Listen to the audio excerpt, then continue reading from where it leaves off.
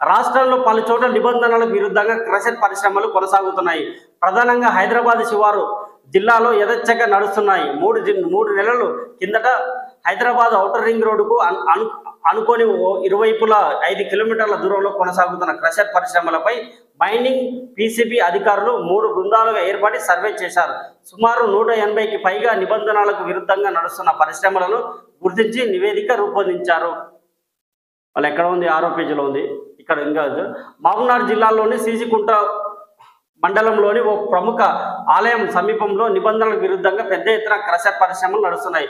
గుట్టలను యథేచ్ఛగా ధ్వంసం చేసి క్రషింగ్ చేస్తుండటంతో స్థానికంగా పర్యావరణ ఇబ్బందులు తలెత్తుతున్నాయి. మైనింగ్ కాలుష్య నియంత్రణ అధికారులకు తెలిసిన ఇటువైపు కన్నెత్తి చూడడం లేదన్న విమర్శలు వస్తున్నాయి.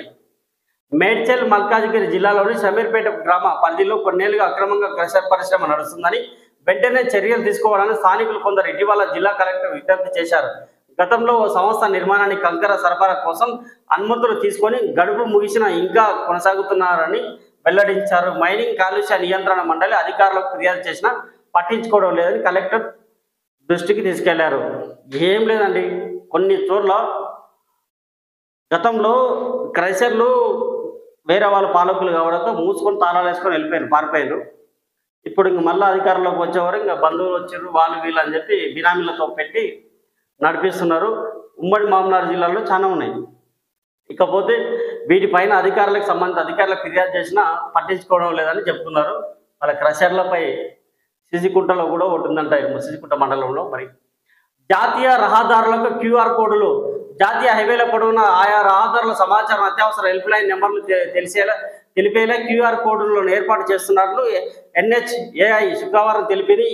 ఇవి సదరు రహదారుల ప్రాజెక్టు సంబంధించిన సమాచారంతో పాటు national highway number, highway Chinese project పొడవు వివరాలను తెలియజేస్తాయి. ఇందులో హైవే గస్తీ, టోల్ మేనేజర్, రెసిడెంట్ ఇంజనీర్ నెంబర్లతో అత్యవసర హెల్ప్ లైన్ 1033 నెంబర్ అందుబాటులో ఉంటాయని NHAI ఓ ప్రకటనలో తెలిపింది. దీనికి సంబంధించిన సైన్ బోర్డులను రహదారుల